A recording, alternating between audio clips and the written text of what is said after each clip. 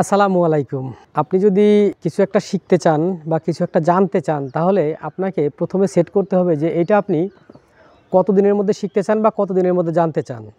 আপনাকে একটা ডিউরেশন বা একটা টার্গেট ডেট নিতে হবে যে এই 4 মাস পরে, এই 6 মাস পরে আমি এই জিনিসটা শিখতে চাই, এই জিনিসটা জানতে চাই। এবং এই যে আপনি 4 মাস পরে বা 6 মাস পরে ওইখানে যেতে চান, ওই জিনিসটা জানতে চান, এইটার উপর আপনাকে এই 4 মাসের ডেইলি বেসিস রুটিন করে ফেলতে হবে যে আমি 4 মাসের মধ্যে 1 মাসে কি করব। আপনার টোটাল কাজকে 4 ভাগে ভাগ করেন। এরপরে এই 4 ভাগকে আবার প্রতি ভাগকে 30 ভাগে ভাগ করেন, বা হচ্ছে মাসে আপনি 20 দিন কাজ করবেন, প্রতি ভাগকে 20 ভাগে ভাগ করেন।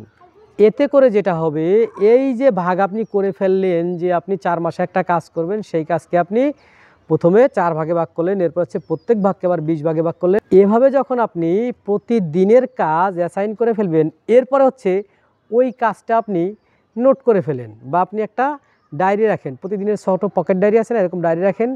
এটা আমি নিজে প্র্যাকটিক্যালি ব্যবহার করে দেখেছি যে আমি আগের দিন রাতে ঘুমানোর সময় লিস্ট করে রেখেছি যে আগামীকালকে কী কী কাজ করব। তো রাখার পরে দেখেছি যে পরের দিনে ওই কাজগুলো যখন আমি সম্পূর্ণ করেছি, একটা করে টিক মার্ক দিয়েছি, একটা করে সম্পূর্ণ করেছি। এবং হচ্ছে যতদিন আমি এই যে রুলস ফলো করেছি, এই পুরো লাস্ট 5 বছরের মধ্যে বলতে পারেন, আমি বেটলি বলতে পারি, শিওরলি বলতে পারি যে ওই দিনগুলো হচ্ছে বেশি প্রোডাক্টিভ ছিল। কারণ হচ্ছে আপনি যদি নাই জানেন যে আপনাকে কি করতে হবে, তাহলে আপনি কিভাবে করবেন? তার মানে আপনাকে জানতে হবে আপনাকে কী করতে হবে। জানাই দেবে কে? এটা আপনি নিজেই সেট করবেন। তো যদি আমরা একটা যে কোনো স্কিল শিখতে চাই, সেটা যেই স্কিলই হোক না কেন, অনলাইন বেজ স্কিল হোক, অফলাইন বেজ স্কিল হোক, ফ্রিল্যান্সিং স্কিল হোক, বা হচ্ছে সরাসরি স্কিল হোক, যে কোনো স্কিল যদি আমরা নতুন করে অর্জন করতে চাই, তাহলে স্কিলটার জন্য আমাদের একটা টাইম ফ্রেম ধরে দেওয়া উচিত। যেমন হচ্ছে আপনি যদি চিন্তা করেন যে আমি আগামী বছর এই এক্সামটা দিব, তো এই এক্সামটা যে আপনি দিবেন, এই সময় এক্সাম দেওয়ার আগে আপনাকে তো প্রিপেয়ার হতে হবে। তো প্রিপেয়ার হওয়ার জন্য আপনার কত বড় সিলেবাস, এই সিলেবাসটাকে আপনি ভাগ করে ফেলেন। ভাগ করে হচ্ছে আপনি চিন্তা করেন যে মোট আমার এই 1 বছর পরে এক্সাম হবে বা 6 মাস পরে এক্সাম হবে, এই এক্সামে মোট 4টা পার্ট আছে। একটা পার্ট আছে বাংলা, একটা পার্ট আছে ইংরেজি, একটা পার্ট আছে গণিত, একটা পার্ট আছে সাধারণ জ্ঞান।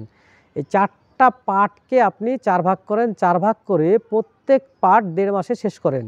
এবং এই 1.5 মাসে আপনি দেখেন যে যদি আপনার মোট কতগুলো ওখানে অধ্যায় আছে, কতগুলো টপিকস আছে, প্রত্যেকটা টপিকস আপনি একদিনে শেষ করেন। এখন প্রশ্ন হচ্ছে যে আজকে আমি যেটা পড়বো, আগামীকালকে আমার সেটা মনে থাকবে না।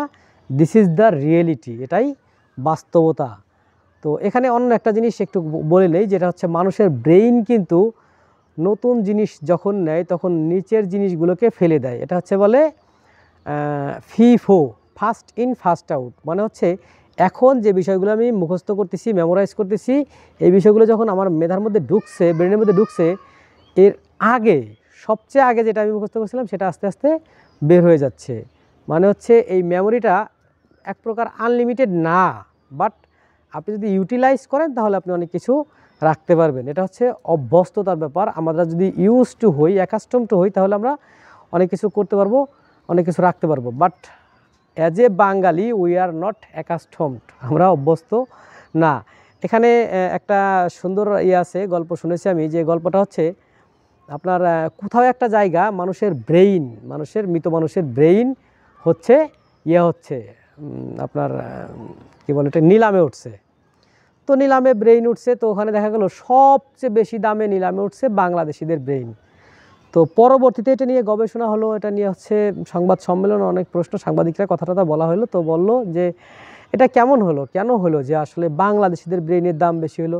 বললো যে ওরা হচ্ছে সবচেয়ে স্ল্যাকার, ওরা they did not use their brain a minimum percent, তারা তাদের ব্রেইনকে একেবারে সর্বনিম্ন যে পার্সেন্ট, সেই পার্সেন্টও ব্যবহার করে নাই।